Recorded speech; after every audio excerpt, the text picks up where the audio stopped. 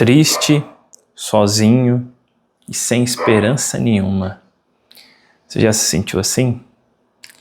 Com a sensação de que você olha para cá, olha para lá e não vê saída. A saída é entrar dentro de um buraco, dentro de uma caverna e se esconder ali. Você não quer ver ninguém, não quer falar com ninguém, só quer ficar sozinho. Já não vê esperança de nada nessa vida. Essa sensação é comum para você? Quando a gente lê o primeiro livro dos Reis, capítulo 19, a gente vê o profeta Elias assim. Um grande profeta. Alguém que é citado no Novo Testamento várias vezes. E citado como alguém que marcou não só a sua geração, mas outras gerações. Pense em alguém como o Ayrton Senna, por exemplo. Eu nasci em 95, eu nunca vi uma corrida do Ayrton Senna. Mas a minha infância inteira eu ouvia falar de Ayrton Senna, eu via as crianças comprando e ganhando dos seus pais a sandália do Seninha. Ainda há poucos meses lançaram vários documentários a respeito de Ayrton Senna, alguém que morreu em 94, que marcou a sua geração e as próximas gerações que virão aqui no nosso país. Troque agora a categoria esportista e pense na categoria profeta, se é que dá pra gente fazer essa analogia, e pense em Elias como alguém assim, que marcou a sua e várias outras gerações. No Novo Testamento, quando aparece João Batista, estão lá perguntando, você está sob o espírito de Elias, falando essas coisas, pregando desse jeito aí? Quando Jesus está na cruz, e ele fala algumas palavras ali e as pessoas ouvem errado ali e pensam ele está chamando por Elias. Era alguém que estava marcado na memória das pessoas. Ele fez grandes coisas no Antigo Testamento, foi muito usado por Deus. Mas no capítulo 19 a gente vê uma versão que parece ser irreconhecível de Elias. Sabe esse sentimento que eu perguntei se era comum para você? Elias estava assim. Elias recebeu uma ameaça de uma mulher chamada Jezabel, e por conta disso ele se isola. Ele vai para dentro de uma caverna e diz o texto sagrado que ali ele pede a morte para Deus. Ele diz, eu não sou melhor que os meus pais, eu estou sozinho, todas as pessoas me abandonaram e agora estão me ameaçando, estão querendo tirar a minha vida. Então é melhor que o Senhor mesmo faça esse serviço, tire a minha vida aqui agora. Elias está triste, sozinho, sem esperança e querendo ver o seu fim. Mas ele está tão mergulhado nesse vazio e nessa escuridão que ele mesmo não tem capacidade de fazer aquilo que ele quer, né? Que é ter o seu fim. Ele pede para que Deus faça isso.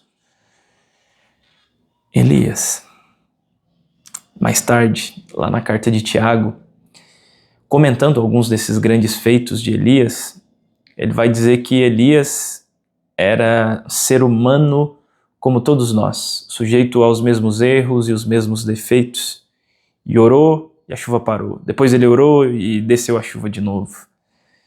Mas eu me atenho a essa primeira parte. Elias, um homem de carne e osso, um homem assim como eu e você, sujeito a grandes crises de depressão, de ansiedade, de medo, de pavor.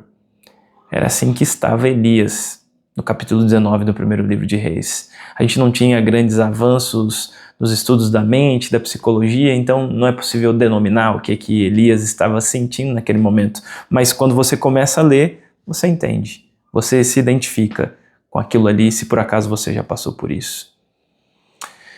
Bom, mas eu chamo a sua atenção para a maneira como Deus tratou Elias ali. Porque Deus ouve tudo que Elias tem para falar e Deus reanima o coração de Elias. Lembrando que ele não está sozinho. Lembrando que tem pouca gente do lado dele, mas tem alguém do lado dele. E que mesmo que não tenha mais ninguém, no fim das contas, Deus está do lado de Elias. E aliás, Deus acaba lembrando Elias de alguns desses grandes feitos.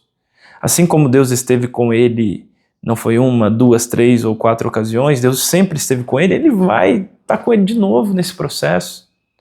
Não importa o que aconteça, Elias não deixará de contar com o favor de Deus. Nada separará Elias do amor de Deus, como diz Paulo aos Romanos, mais adiante falando de como é a nossa relação hoje com o Pai. Essas verdades precisam ser lembradas para o seu coração, se porventura você está passando por dias assim. Você precisa saber que Deus está sempre com você. Ele não te abandonou. Você não está sozinho. Não é o seu fim. Nele você pode ter esperança. Esperança de um novo dia, de um novo amanhecer. No Senhor Jesus Cristo, nós temos a certeza daquela promessa que ele fez um dia quando estava se despedindo dos seus discípulos.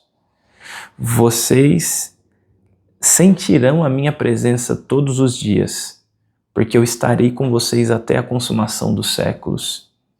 E é essa a certeza que nos dá ânimo para caminhar. Sabe por quê? Porque ele já nos garantiu que teríamos aflições aqui, que teríamos dificuldades aqui nessa vida, que passaríamos por momentos assim. Mas, assim como ele garantiu que viveríamos assim, ele também deu garantia de que ele estaria sempre com a gente. Ele jamais nos abandonaria.